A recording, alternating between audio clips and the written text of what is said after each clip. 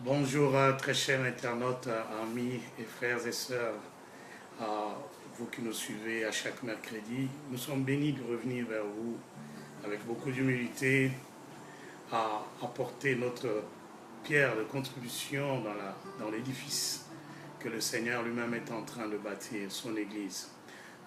Nous continuons dans notre série sur le serviteur. On a parlé mercredi dernier de l'évaluation que le serviteur ne devait pas perdre de vue, que le maître reviendra, il nous évaluera. On est redevable à celui qui nous a envoyés. Et nous voulons aujourd'hui enrichir la pensée, mais aussi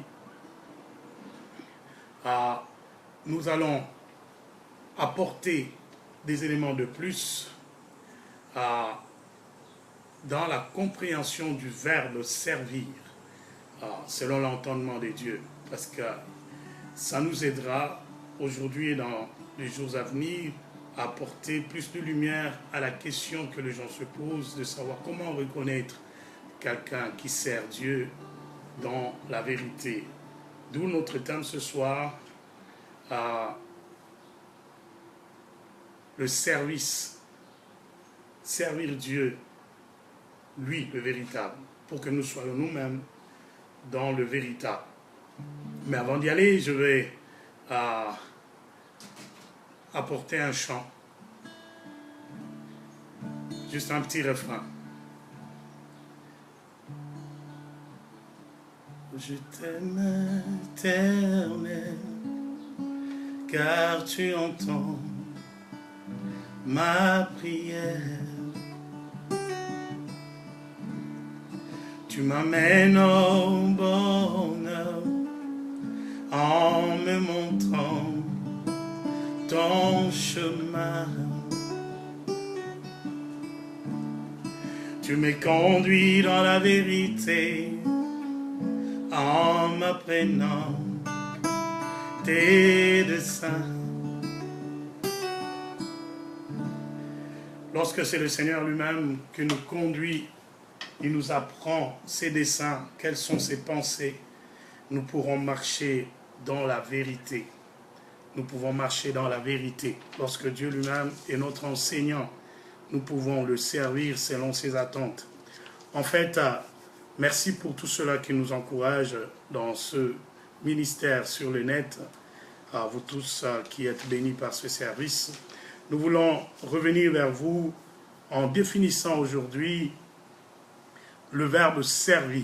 Servir l'Éternel, nous partons des racines grecques de ce mot et de la pensée du texte, des textes bibliques pour essayer d'apporter la lumière dans l'Église des dieux. Servir, comme on l'a vu, serviteur était doulos. Doulos, et servir donc, c'est être esclave d'une nation, d'un peuple ou d'une autorité. Servir, c'est faire le service, être au service de, être soumis, obéir, se soumettre, avoir de l'obéissance à une autorité, à un royaume, à un principe, à des principes établis, avoir, être un féodé d'un roi, d'un maître, d'un seigneur. Ça vient, il y a plusieurs verbes grecs qui parlent de service, mais je vais prendre deux importants aujourd'hui. Douléo, qui veut dire dans le sens positif, obéir et se soumettre. Obéir à et se soumettre, avoir de l'obéissance ou être subordonné en accomplissant des tâches. Servir Dieu, c'est un choix, ce n'est pas un accident. Servir Dieu, ce n'est pas quelque chose de fortuit, c'est un choix qu'on fait. On fait le choix d'être soumis à Dieu, d'être obéissant à Dieu, de dépendre de la volonté de Dieu et de marcher selon cette volonté. Je lis avec nous le texte de Luc chapitre 16. À partir du verset 13, nous allons voir la pensée de Dieu derrière ce mot « servir ». Luc chapitre 6, verset 13 dit « Nul serviteur ne peut servir deux maîtres, car ou il haïra l'un et aimera l'autre, ou il s'attachera à l'un et méprisera l'autre. Vous ne pouvez servir Dieu et Mammon. » Ah, pour nous mettre dans le contexte de ce texte de Luc, Jésus a commencé par donner une sorte de parabole au sujet du serviteur, l'économe d'un maître. C'est lui à qui on avait confié pendant un temps la gestion de biens d'un maître, et le maître aurait appris que le serviteur gérait mal ce qu'on lui avait confié, alors il l'a appelé pour qu'il rende compte. Le verset 2 de ce Luc dit, il l'appela et lui dit, « Qu'est-ce que j'entends dire de toi? Rends compte de ton administration, car tu ne pourras plus administrer mes biens. » Pour faire un pont avec notre séance de la fois passée, le serviteur qui s'engage dans le ministère, qui oublie un principe fondamental, celui de la redevabilité au maître, il agira comme si l'œuvre lui appartenait. Il agira comme si il était lui-même un maître. Beaucoup d'entre nous, nous servons dans ce siècle-ci parce que nous avons la pensée que le Seigneur nous a confié, soit une église, un ministère, des âmes, des vies à gérer. Et nous croyons que l'église est l'œuvre que Dieu nous a confiée, mais nous ne vivons pas le principe de la redevabilité, si bien que le Christ, avant de parler du choix, il a parlé de cette parabole du maître qui a placé un gérant, un administrateur. Alors je reviens à une des définitions du verbe servir, qui voudrait dire aussi lei tougeo, qui est un servir l'État, mais avec tes propres moyens. Tu sers le gouvernement, mais en mettant tes moyens en jeu. Lorsque le Christ s'attend à ce que nous le servions, il nous a enrôlés dans un royaume des sacrificateurs. Il voudrait voir comment nous accomplissons notre part des responsabilités dans ce grand royaume des dieux. On est serviteur du Dieu très haut et les premiers pas à faire, c'est le choix. On devrait commencer par se poser la question, qui servons-nous réellement? Dans quel royaume sommes-nous serviteurs? Sommes-nous féodés à qui? Sommes-nous des sujets de qui? Le Christ dit, nul serviteur ne peut servir deux maîtres. Il faudrait qu'il arrive au point de faire un choix. Vous ne pouvez pas servir deux maîtres et les satisfaire tous de la même façon. Vous devez choisir. Soit vous servez l'Éternel Yahvé, ou alors vous servez Mammon. Et Luc, en introduisant le mot de Mammon, il parle non seulement de l'esprit qui est derrière, on parle de l'image du contrôle de l'argent, mais il parle de tout un esprit qui gouverne le monde séculier. Donc, servir l'Éternel, c'est un choix qu'on doit faire en marquant une grande distance entre le vécu du principe du royaume des dieux et le vécu des principes du royaume des dieux et le vécu des principes de la chair, d'un royaume terrestre mondain. On ne peut pas servir Dieu en partant avec le même principe séculier. S'il y a quelques principes séculiers dans l'art de la gestion et de l'administration qui peuvent être des outils utiles à la gestion du côté matériel de l'œuvre de Dieu, mais dans l'œuvre de Dieu, dans son ensemble, les principes qui doivent nous amener à diriger, à conduire, à appliquer, à accomplir des tâches dans la maison de Dieu sont des principes divins. Le Christ a dit, vous ne pouvez pas servir deux maîtres, vous devez en choisir un. Pourquoi? Parce que si les mobiles qui nous poussent à servir Dieu sont des mobiles charnels, le service qu'on fera sera aussi un service charnel. Si les mobiles qui nous poussent à servir Dieu sont divins, le service que nous ferons sera aussi revêtu de caractère divin. Servir Dieu avec nos moyens. Voilà pourquoi le Christ est revenu dans la parabole du serviteur, il disait « Bon et fidèle serviteur ». Il y a la part de bon, compétent, apte. Tu as fait preuve, tu as démontré que tu étais digne de confiance, qu'on te confie les choses. Il y a le côté rationnel, intelligence, émotion, capacité, implication matérielle, implication physique.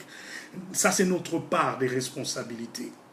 Vous savez, servir Dieu n'a pas, on n'a pas d'autre choix que d'être entièrement dépendant des dieux, sujet des dieux, sous l'autorité des dieux.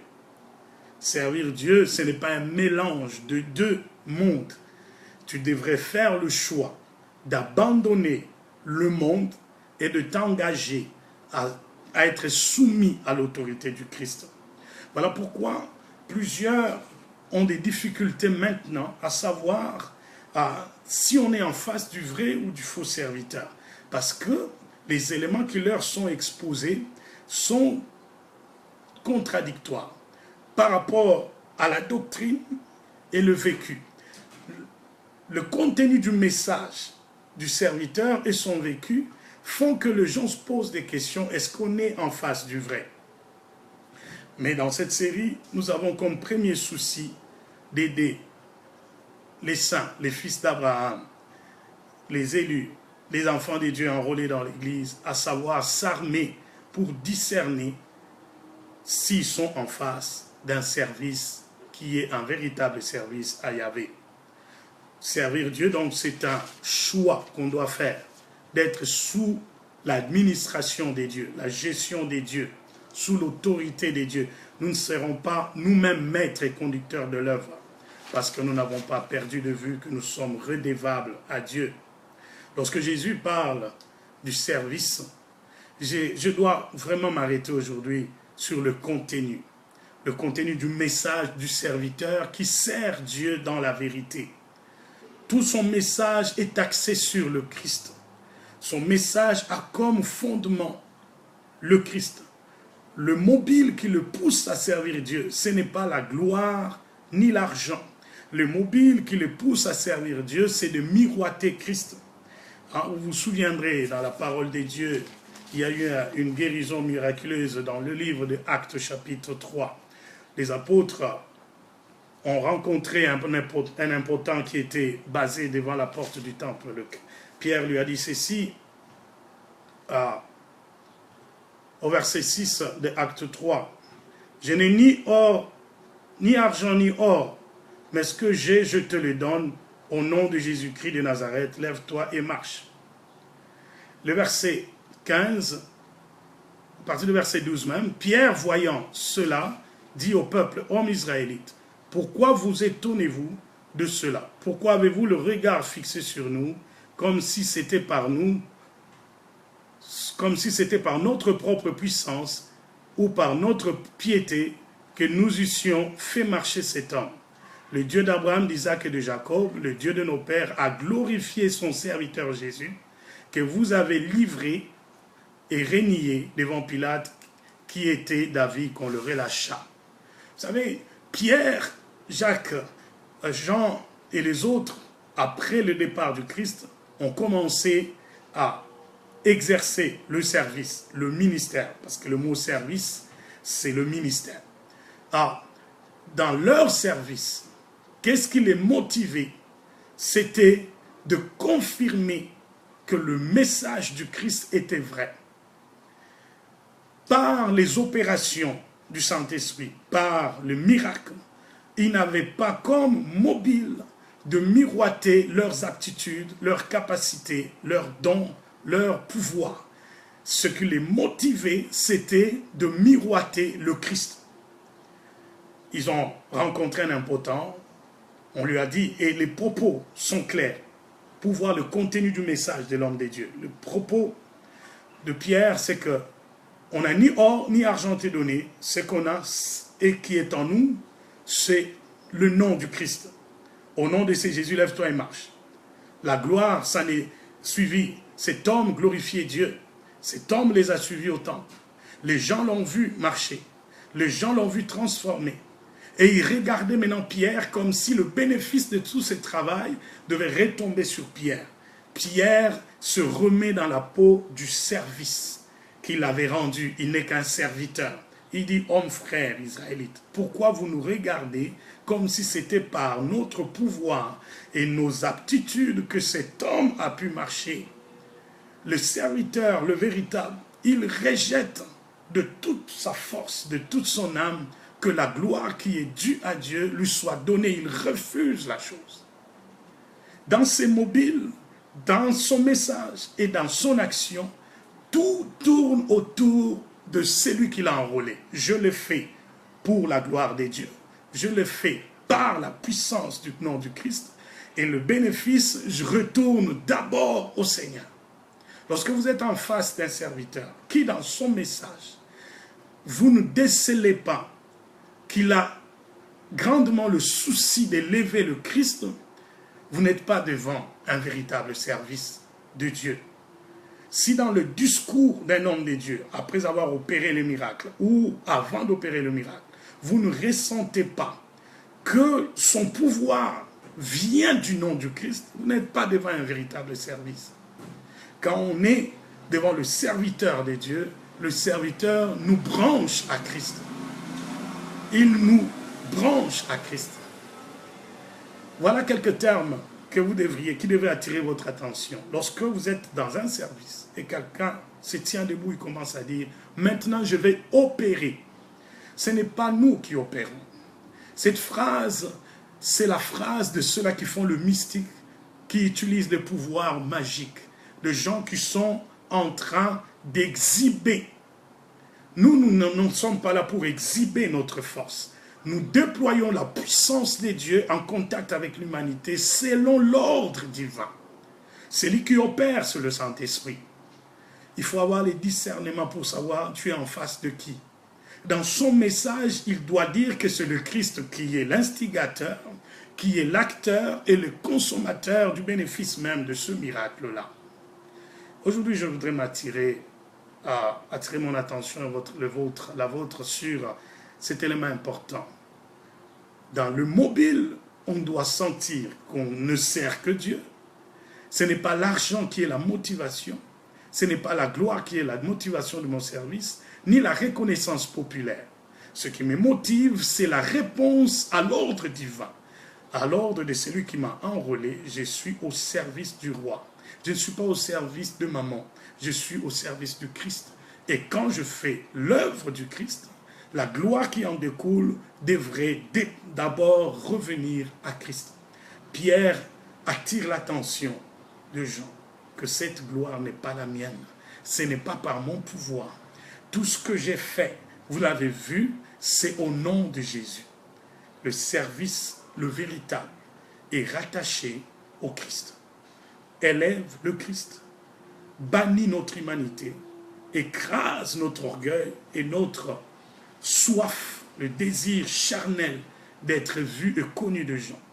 Si je sers Dieu pour être connu de gens, je ne suis pas dans le véritable. Je m'arrêterai aujourd'hui là. Que Dieu vous bénisse abondamment.